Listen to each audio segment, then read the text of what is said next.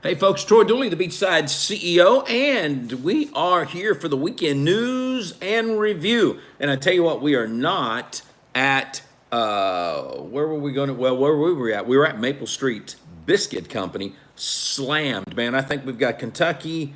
We had Kentucky, Tennessee, maybe Georgia, it might have been Alabama. They just had the weekend or the last week off. I guess it was fall. So we had teenagers down here. We had, we're just full. So everybody's cramming out. So instead of trying to do the show at Maple Street today, I said, man, I'm going to go over to the office. We'll get it done over here. So it's working out a lot better. Hey, I want to do a shout out real quick to our supporters. And I'm so glad that I've had people come alongside of me and just help out. It's been awesome. I do want to say that just because they support me, first of all, doesn't mean they're paying me any money. Number two, doesn't mean that my views and opinions are their views and opinions. And Maple Street has been the best. I have been hanging out with those guys. And you know, every now and then they give me free breakfast or they give me coffee or they give me something like that. So based on an FTC rule, I do need to say that because that can be an enticement of sorts, so do let me say that. The Direct Selling Edge Conference is next week in Dallas. It's Thursday and Friday. I'm going to be getting up there sometime on Wednesday. This is awesome. I've been a facilitator over there now. Gosh, I think this is our 24th, 25th one that we've done. I've been there for the majority of them.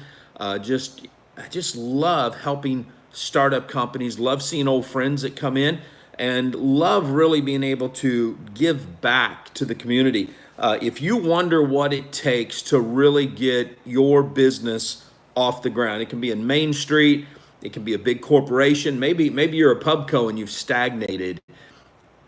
The information that is shared is second to none. I will share 5 of the pillars that we have seen in companies that have gone from no one knowing them in obscurity to becoming iconic brands. And I'm going to share that and what it takes for you and your team to be able to push that forward. I'm excited about that. Also, Invex Software Solutions, that's Mel Atwood and his team. Thank you, Mel, for everything you've been. Mel's been a confidant to me in many, many different ways.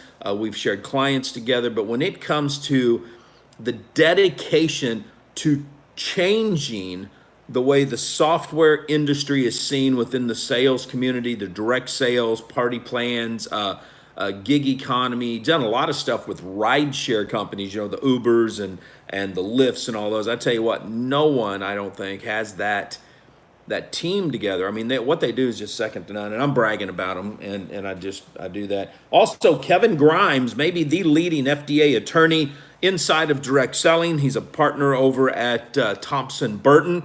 He sent me some awesome stuff this week on things that the FDA is doing. If you guys need a great FDA attorney, Kevin Grimes is who you need to be calling. Awesome guy. Okay, we got all that promo stuff out of the way. I want to look at something here. MedSafe out of New Zealand. Let me put my little specs on here. That stands for Medicines and Medical Devices Safety Authority. Just issued a brand new alert on October 11th. On the products. It's a U.S.-based Happy Coffee company. There's several of these. Let me be very clear here. You might be with a company that is selling Happy Coffee, the Nutritics products that are there. Listen, love the passion, love everybody wanting to be happy. It gets exciting. It gets really exciting if you love coffee and you want to be happy, and the caffeine's just not doing it for you. You take these and you drink them, and you have a happy moment, for lack of a better word. I don't know the word to use. That's the word they use. I want to slow everybody down on this for a minute, because in this report that came out of New Zealand, 2 different chemicals, ingredients that are in here. I'm going to talk about one in a big way in just a second. The second one, which is known as, man, I'm not going to pronounce this right, but hey, you guys can look this stuff up if you want to. It's phenethylamine. Anyway, it's a big long. It's also known as PEA or PHE is what it's known as. Here's what I want to talk about on this, because this is what's concerning me. That's a literal drug, a synthetic drug on the outside. Here's what happens. Your body actually produces this. I think it's an amino acid. But when you use it synthetic and you stick it into your body, it is a psycho drug. Okay, so that's why the happy, you're depressed, you feel anxious, you feel anxiety, you drink your coffee, you feel happy. It's a powerful thing. I understand the need to change the mental makeup sometimes that we're going through because it's stressful. But when we're putting in synthetics, when we're putting in stuff that can hurt us, it's a no-no. Nootropics, that's what I was trying to say. It's a nootropics. Okay, but here's the deal on this. It can cause high blood pressure. It can cause you, if you've got bipolar, it can take you from being depressed to manic. If you tend to be schizophrenic, it can cause you to even hear more voices. If you are paranoid, it can cause more hallucinations. So when people are using synthetics, and when the government agency says slow down, wait a minute on this, y'all need to study the ingredients that are in there, because this can be damaging, very, very damaging, when we know that this is an ingredient that in certain countries it's regulated as a drug to help people with mental issues. Because when you stick it in a body, the odds are we're not going to know what that other individual is going through. Here's what we end up knowing. We know that the product worked for us. We know that the company is is passionate, it's growing, it's doing good. We know we got competition, so we're trying to beat our competition, and we just push this out here. And most of us that have been in the sales side of this, we never pay attention. We never look to say, man, what will these ingredients do? I was talking to my wife this week. We have been separated for 3 weeks because she was up with Tessa, seeing Tessa and the baby. Baby needed a little bit of surgery. Then she took and met me in Atlanta while Jetty and I went to Catalyst. And then she went to 2 weeks to Orlando to the Disney area with the girls. And as we were talking, she said, honey, it's just, we got so much stuff going on in life that sometimes I just feel over anxious. I just feel that anxiety. Well, one of the things that we constantly look at is what type of supplements are we taking? Because, man, my wife loves certain products with certain companies, don't want to name those names, loves them, and she takes them. And if formula gets changed, it can affect her. And we watch that. Plus, she has high blood pressure. We kind of focus in on where that situation was. She had a heart attack a few years ago, and that just kind of made us start to realize, whoa, let's slow this thing down. Let's watch what's going into both of our bodies, but specifically hers. Hey, the other one, you've heard me talk about this other ingredient more than once, and it's the DMAA, also known as, here's another one of those big words, methyloxamine. You can see why I became a Marine, not no doggone medical person. But here's the deal. This is also known as germaline extract. There's rumors out there that this is grown from the plants. It's a natural product, all that. We searched and searched and searched. I searched both in New Zealand, I searched in the United States. There is no scientific evidence that I could find that shows this is a plant-based ingredient. Instead, it's another synthetic that we put into our body. In this case, it's caused death. Here's what happens when you have this ingredient in here. It contracts the blood vessels, the arteries. It makes that heart pump more. Blood pressure goes up. Possible heart attack can be there. Again, it also creates a euphoric feeling because it's an amphetamine type of an ingredient. It's used for weight loss because it curbs the appetite. So it has the opposite effect of a THC hemp-based product. So people love this. They're putting it in the coffee. A lot of times we put stuff in coffees because coffee can mask a lot of different flavors. But in this case here, guys, listen. Being happy, is it worth dying over? Being happy, is it worth killing somebody because they were a customer of yours and they drank your product? Now there's some heavy duty liabilities out here. If you don't have product liability coverage on yourself, I strongly suggest you call your homeowners, see if you're running a home-based business, if they have an umbrella that you can get and put on your policy. If not, you need to find a commercial insurance person so that you can actually get this and cover it. One of the things Vima used to do a long time ago is they had these policies to cover all their products. They were so passionate about their products, they covered their reps. Okay, I don't know of any companies today that really do that. There may be some, so don't get me wrong. But if you're in a happy coffee company, and again, there's several of these. I'm not going to name the name. It's not about the companies. It's about what happens. It's also about the manufacturers, dadgummit. A lot of times companies are run by passionate entrepreneurs. They're visionaries. They go to a formulator, they go to a manufacturer, and they say, hey, here's what I'm looking for. This is what I want. I want something unique. I want something passion. I want something that's going to just boom right there. It's going to hit. And these guys say, oh, we got the right thing. Every time I do a report on this, I think of freaking Frankenstein, building something, putting it together. Okay, this is uncool. Okay, and sometimes we need to focus in on the manufacturers, because there's no rule that says or no license that somebody has to be a formulator. Okay, we want to talk about over-regulation and under-regulation. I wish the FDA or these states, I really wish the states would come up with a license for formulators, because, man, these individuals, they do some funky freaking stuff, and it's putting people's lives in situations. Think about this for a minute. I talked about my wife, but think about this one for a second. What about a brand new baby that might have a heart murmur or a hole in its heart or something like that, and you're breastfeeding, and those chemicals are going through that milk into that baby, or maybe you've got a toddler or a young child, and they just love mommy and daddy, and they come up and grab your coffee. You've made a cold brew or something, and they're drinking it, and they have problems.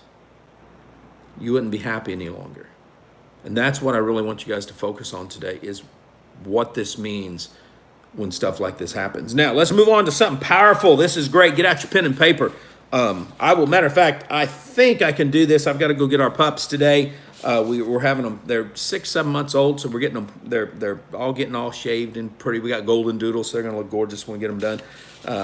I've got a husky. I'm still that man. Okay.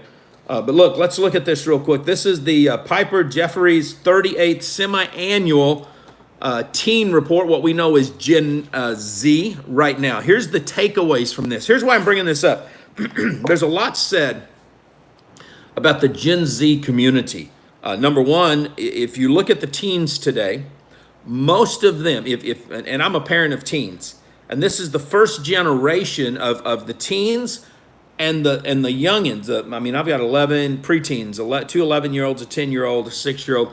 These are the first generations that, as a dad, as a grandpappy, we can't actually relate to this generation. None of us were born with cell phones. None of us were born with pads. We were all outside playing. We had bikes. We didn't have video games.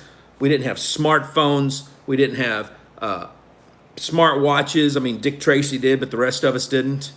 Okay, think about this for a minute. Okay, we didn't even have flip phones, but Captain Kirk had his little flip walkie-talkie that him and Spock talked about. And I'm being serious, but think about this for a minute. Those were dreams that we all had. Today, they're a reality. Today, AI, artificial intelligence, is running our Google Assistant. It's running our Alexa. It's running all this stuff. This generation is a generation that if you don't study the numbers, not just from a marketing standpoint, but literally if you don't study the numbers so that you understand what your kids are going through, you're going to lose track, is what's going to happen. Let's look at some of the takeaways from this. Top brands. Let's go to the business first, and then we'll go into the personal side for parents. If you are a business out here and you're saying, Troy, we're trying to get ready for 2020. We're trying to figure out what it is that we should be marketing, what different demographics, what products. I can't tell you what products to market. I'm going to tell you the top brands among teens right now. Nike took number one for top clothing brand, 23%. American Eagle, number two at 10%. Look at the difference in that.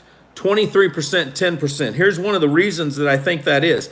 The top footwear brand is also Nike with 43%. Okay, so Nike, no matter what you might think politically, no matter what you might think about their shoe, amongst Gen X, they're number one.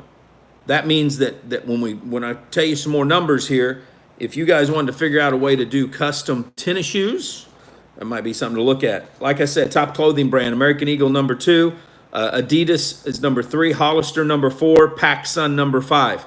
Top footwear brands, Nike 42%, Vans 20%, Adidas 13%, Converse 4%, Foot Locker is number 3. Top handbag brands, I'm going to get into this in just a second. Michael Kors at 27%, Louis Vuitton at 14%, Coach at 11%, Kate Spade at 11%, Gucci at 9%. I used to wear Gucci. I love Gucci. Not their handbags, okay?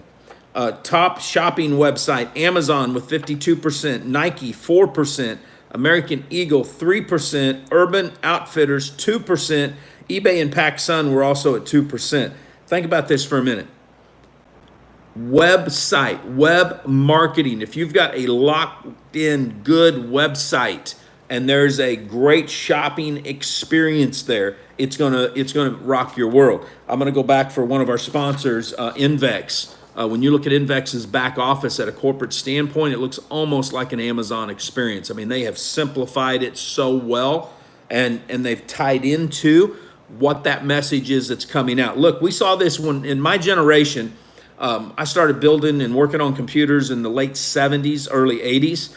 I watched Yahoo just go to the top, bought stock in it, made lots of money in that stock. But they convoluted their website so much that when Google came out and simplified it, they shot to the top and the rest is history. Simplify your message. I'm going to be talking about this next week. Top beauty destinations, Ulta, Sephora, Walmart, Target, and Amazon. Look at the last 3. Walmart, Target, and Amazon. They're not looking for high-end cosmetics. They're looking for fun cosmetics that are affordable. These are teens. Who's going to take your teen to the store? Mom and dad. This ties in together, okay? Think this stuff through. Listen, you're not going to find this kind of education and this kind of training anywhere else. Okay, we tie this into every message that we do because this is what you need to build your business. This is what you need if you're on Main Street saying, how am I getting customers through the doors? I want you guys to have this stuff. Top cosmetic brands. Tarte, man, I don't even know these guys. Tarte, Too Faced, sounds like something off of the DC comic, Maybelline, Elf, and Morphe. Top cosmetic brands. Top skincare brands. Neutrogena, Mario Benuka, Clean and Clear, Cetaphil, and Clinique. Now, here's the deal. Let's go with cosmetic brands. Tarte has 13%, Top Face 9%, Maybelline 7%, Elf 6%, Morphe 6%. Top skincare brands. Neutrogena at 18%, Mario Benuka, whatever that was, 8%, Clean and Clear 8%, Cetaphil 6%, Clinique at 5%. Why is this so important? For years in the direct sales community, we have seen a massive push for skincare, a massive push for cosmetics. I'm telling you, if you want to tap into the next generation, listen to this, $890 billion a year is in the actual ecosystem. The average teen will spend $2,400 a year. Divide that, you know how much they're spending a month. If you can tap the loyalty of the teens, they're going to be with your business forever, as long as you hold true to your message and it's a clear message. Okay, so because that's one of the things that we've taken away from this is teens don't just buy products. They're buying the message behind. They're buying what that company stands for. Let's go back to Nike for a minute. Love them or hate them, doesn't matter. Nike decided to do what they wanted to do. Yeah, we can say that some of the stuff they've done was pushed by some agenda or something else. It's hard for me to believe in a capitalistic society because they could have gone either way. Okay, if you look at the stats, 50% of America turns one way, 50% of America turns another way. The world, they turn in all kinds of directions. They make beautiful dances. So Nike made decisions, I think, based on what Nike wanted to do. Again, love them or loathe them, doesn't matter. They've got the teens' eyeballs. Think that one through and study that for a minute, okay? Top celebrities. This is important to understand. Influence marketing is not just some type of tagline. If you have the influence, I'm not talking about likes. I'm not talking about fans. I'm not talking about followers. I'm not talking about friends. I'm talking about true influence. People come to look to you to get information, to make a decision, in this case, a buying decision. You have influence. It's not about all these little bitty numbers. Numbers can lie, okay? Just like in politics, some things can be paid for. I'm talking about true, organic, people love what you're doing. This is the way it works. Let's look at what we have here. We got Kevin Hart, number 1. Tom Holland, number 2. LeBron James, number 3. The Rock, number 4. Arena Grande. I probably said that wrong, guys. The only one I know on here is, well, the 2 is LeBron James and The Rock, okay? These were the top celebrities that are classified as influencers. Now, let's look at top influencers in just that category alone. David Dobrik, Kylie Jenner, Donald Trump, number 3. Think about that for a second. Okay, number 4, PewDiePie, having a clue. It's a teen thing. Number 5, Emma Chamberlain. Okay, top influencers. Think about this for a minute. Some of those names as influencers are very polarizing in one direction or another. But they're classified influencers amongst the teens. Think of some of the media that we see out there. People say teens aren't into politics, teens aren't into agendas, teens aren't paying attention. I'm telling you right now that when you look at the top influencers and you look at the top 5, teens are paying attention. We need to be paying attention. Top social causes. Number 1, environment at 16%. Number 2, immigration at 12%. Number 3, gun control at 11%. Number 4, abortion at 8%. Number 5, racial equality at number 7%. Listen to me. This is Gen Z. These are the teens. They are paying attention. I have a 16-year-old that just hung with me for 2 weeks. Okay, well, 3 weeks total, but we were together. I mean, like nonstop. We talked about everything. And there's a lot of people out there that say, well, you know, we influence our teens' beliefs. To a certain degree, that's absolutely correct. They're in our household. But it is amazing to me how all my kids, but especially my teenagers, literally can talk through a conversation, not just by what dad said, but because they're on the internet, because they're out there on a smartphone, they're actually paying attention. Again, what did I say at the top of the show?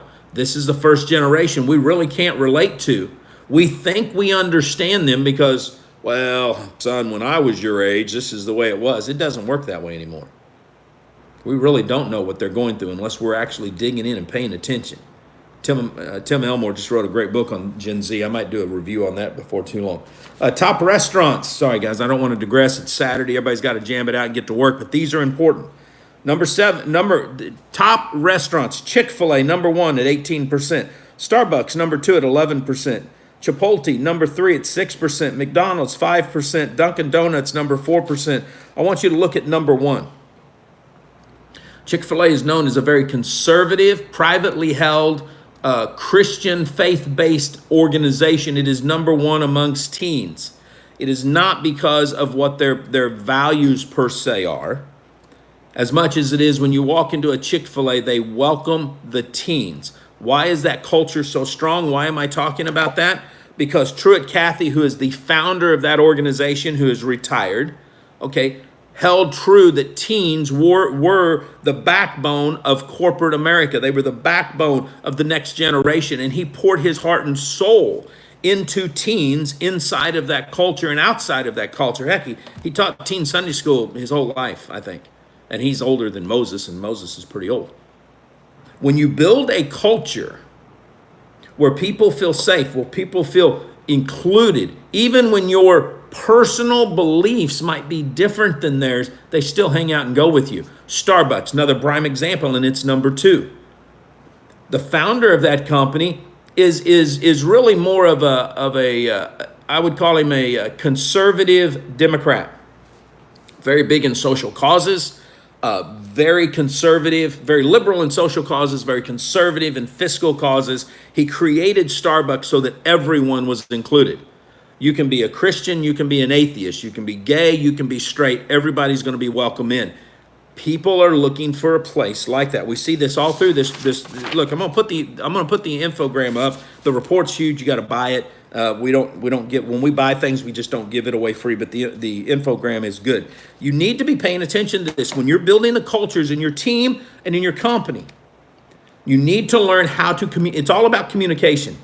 You have to learn to get this communication, get that story out there. Top snacks, we're almost done, guys, but this was important. I want you to be able to watch this, pass it around. This is very, very good. Top brands, Lay's potato chips at 16%. Number 2 is Goldfish at 9%. This is cracking me up. Number 3, Cheez-Its at number 8%. Number 4, Doritos. I think my wife must have voted in this. Number 6%. Number 5 is Cheetos at number 5%. Here we are. Now this is where you get a little bit of a disconnect. Social causes. Oh, no, wait. This lines up. Look at this. Social causes, environment, immigration, gun control, abortion, racial equality. Nowhere does it end. Nowhere within the teen community are they worried about their health. Are they worried about them? Maybe that's why we see vaping so high within that. Maybe all this other stuff. Look at that. Snack foods. Why would we have a report on snack foods? Teens eat snack foods. Think about this. If you want to go out there and snag Gen Z right now, here's how you do it. Make a healthy snack that tastes good. It's that plain and simple. Make a healthy snack that's going to taste like a Lay's potato chip, a Goldfish, a Cheez-Its, a Dorito, or a Cheetos, and you're going to sell the fire out of those if they taste as good as those nasty ones taste, and they really do taste good. You got to admit that. Okay, this is it. Okay, let's look at this. This is big right here. How do I market to the Gen Z? What am I supposed to do? Troy, is it Facebook? Listen, I'm going to go work security tonight for a youth event here on the island. And it's all about young entrepreneurs showing their thing. We've got musicians, we've got t-shirt companies, we've got all kinds of people that are going to be there. And when I said, Jetty, hey, how did you guys market this?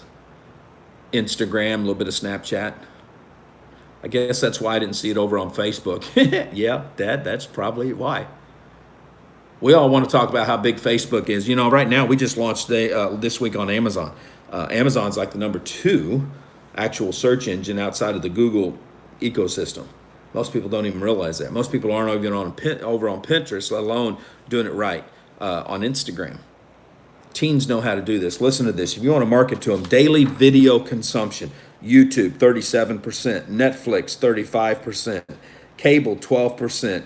Hulu, 7%. Amazon Prime, 3%. All other streaming sources, 5%. But the next time this report comes out, the Disney Plus streaming service will be where a lot of these kids are hanging out at. Video is the wave of the future. Now, if you guys can't do video because you say, oh, Troy, and I got a radio face. Okay, well, put a bag over it and do a video. Or do like Jeff Welch sometimes does and just do a voiceover or something like that. I mean, I don't care how you do it. I'm just telling you, if you want to tap the Gen Z market, then this is what you got to do. Now, listen to me. Gen Z just can't do all this stuff on their own. They still need mama and daddy. So if you get the teens, you're going to get the adults. Politicians have known this for centuries. So think that one through.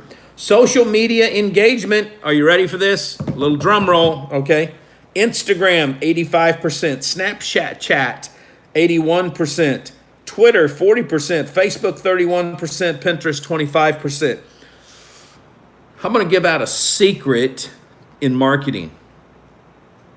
The ones that make the most money are never the ones at the top. We don't do any advertising on Facebook whatsoever because it's so full of everybody trying to do it. Most people don't know how to do it. The cost of your advertising goes up. Instagram used to be awesome. Now it's crazy because people are doing all the Instagram, all the TV, all this stuff, and most of them don't even have a clue what they're doing. They're just trying to get out there. Why do I want to compete in the noise? I don't.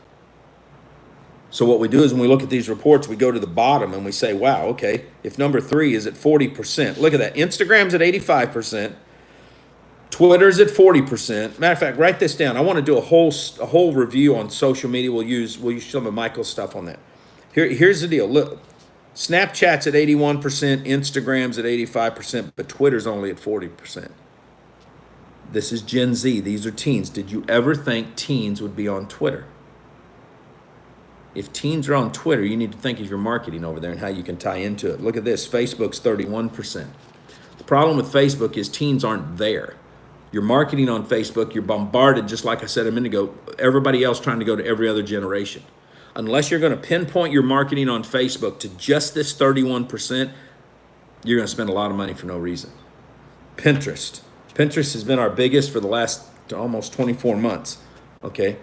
235,000 followers over there. We have millions of impressions and views on what we put up over there. If the monetization is only 1% or 2%, it's more than what most people are probably doing at Facebook. They're spending more at Facebook. That's the problem. So think that one through. I mean, these are numbers that you guys need to know about. Let me tell you the key takeaways here, if I can read them. Overall teen self-reported spending is down by 10%. Okay, they're spending less, but they're spending on specific stuff. 32% of teens believe that the economy is getting worse. That's pretty big. It was 25% in 18. Why do they feel this way? They're on Instagram. They're not on Instagram. They're on Twitter. They're socially conscious. They're paying attention. And for the teens, I bet the economy is upside down, because where do teens get jobs? Chick-fil-A, McDonald's, all these places. And with the minimum wage going up, I just went into a McDonald's the other day, got automatic kiosks in there. They got less people working behind the counter.